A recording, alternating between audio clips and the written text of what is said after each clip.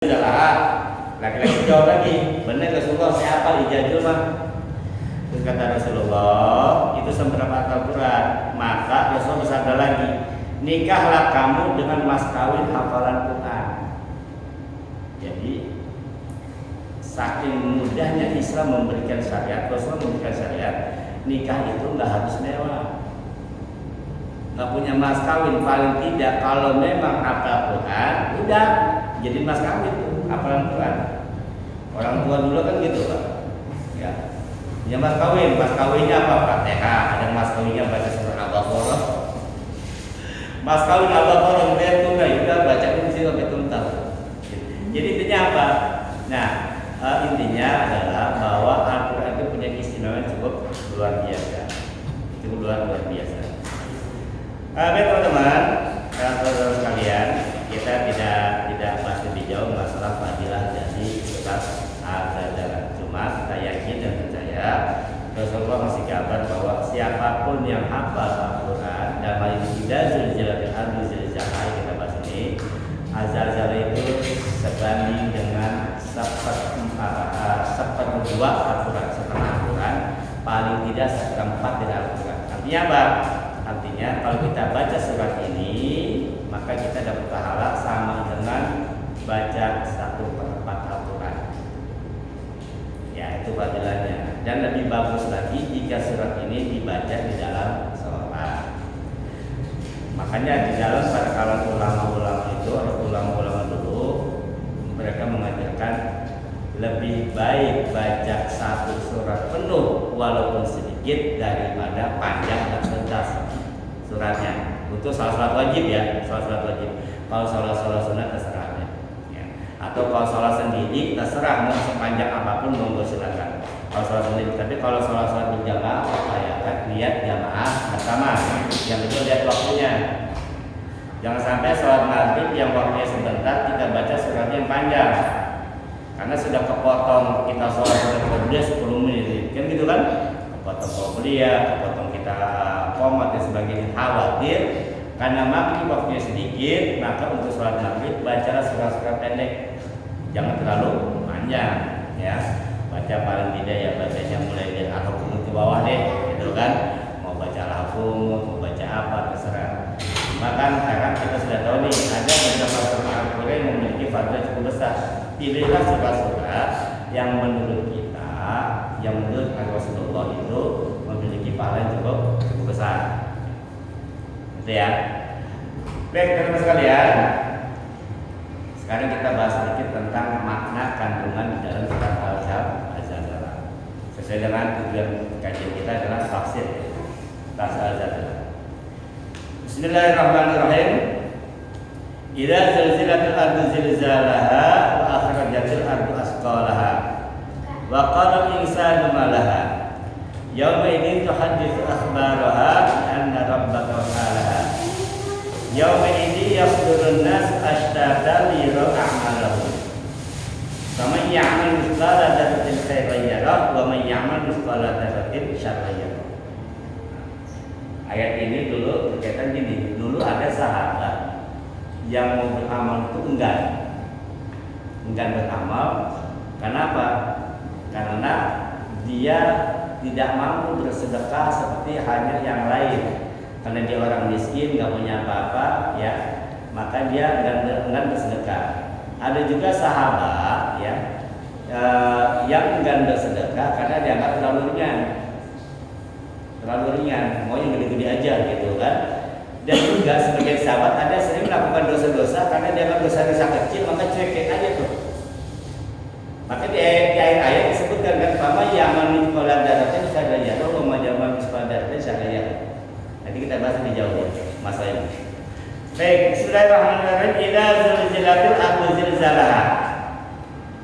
Idza, kita pernah bahas nih.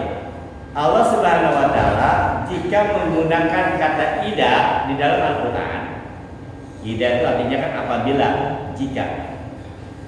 Allah menggunakan kata idza itu berarti menunjukkan bahwa kejadian ini akan terjadi dan pasti terjadi. Beda dengan in. Kalau in itu jikalau. Tapi kalau idza apabila, nah Allah gunakan kata idza, kejadian ini pasti akan terjadi di masa yang akan datang.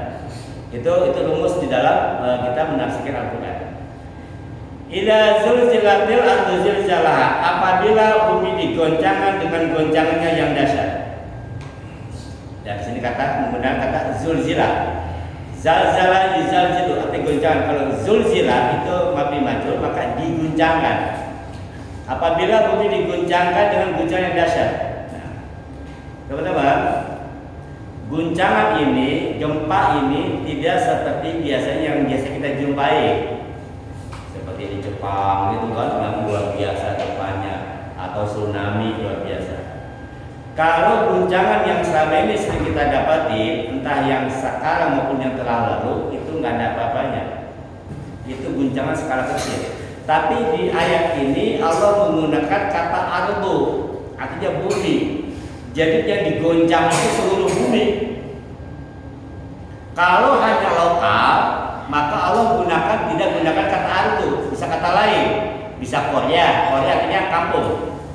Idza zulzilatil qarya, apabila sebuah kampung digoncang, tapi cuma situ doang lokal. Atau negara, idza zulzilatil balad. Jadi cuma satu negara doang yang digoncang. Namun pada ayat ini Allah menggunakan kata ardu, artinya bumi keseluruhan. Apabila bumi digoncangkan dengan goncangan sangat dahsyat, berarti goncangan ini luar biasa. Goncangan luar biasa. Nggak bisa digambarkan seperti apa. Kita kadang-kadang kalau lihat nonton film kita kalau tsunami atau apa semua gitu ya, air laut tumpah, kemudian film gunung meletus dan sebagainya. Nah nanti itu di akhir zaman itu proses terjadi adalah ketika Al-Qari'ah terjadi, ya dentuman itu kan kemarin sudah basuh, dentuman lalu terjadi goncangan. Nah, ada beberapa pemikir cendekiawan berpikiran bahwa kenapa goncangan ini bisa terjadi? Kalau kita mengenal ilmu sistem tata surya, nah kita bahas dulu ya. Sistem tata surya adalah bahwa di mana bumi dan planet-planet yang lain berputar mengelilingi matahari karena adanya revolusi matahari. Makanya bumi berada pada garis edarnya Neptunus, Venus, kemudian Merkurius, Jupiter semua berada pada garis edarnya karena adanya gravitasi matahari. Ini baru sistem alam tata surya ini dulu. Ketika matahari ini hancur, maka ini bumi nggak stabil. Dia muternya nggak beli lagi, bisa kemana-mana, ya bisa kemana-mana. Nah itulah mungkin gambaran yang akan terjadi nanti ketika terjadi zulzilah itu. Bumi akan bergerak begini, akan bergerak karena tidak ada gravitasi matahari. Itu baru tata surya. Sementara ketika kiamat terjadi, alam raya ini hancur. Bumi bagian dari tata surya bagian dari galaksi Bima Sakti. Galaksi Bima Sakti itu hanya salah satu dari sekian banyak galaksi. Dari sekian banyak galaksi. Maka digambarkan kiamat nanti bahwa bumi ini akan guncang, gunung-gunung akan berterbangan, bintang-bintang berjatuhan. Bagaimana bentuk bintang? Bentuk bintang itu sangat besar. Bintang yang terdekat dengan bumi apa? Matahari. Matahari adalah bintang yang paling dekat dengan bumi. Kemudian warna bintang macam-macam. Ada yang merah, ada yang oranye, ada yang biru. Kalau api nih, api merah sama api biru lebih panas mana? Panas biru. Matahari warnanya apa? Merah. Berarti ada bintang yang jauh lebih panas dari matahari. Karena ada bintang warna biru. Ini bisa digambarkan subhanallah ya. Kita masih ada ozon saja nih. Ini karena kalau siang panasnya kita ampun. Cuma panas berapa? 35 derajat, 40 derajat itu sudah panas. Sekarang ini di Arab Saudi ini sekarang puncak musim panas nih, Juli Agustus. Itu bisa sampai 40-50 derajat. Itu panas luar biasa. Indonesia mas panas Indonesia paling juga di angka 30-an. Sepanas Indonesia. Tapi di sana di Arab panas itu bisa mencapai 50. Bahkan ada satu dataran di daerah Irak itu suhunya bisa mencapai 70 derajat.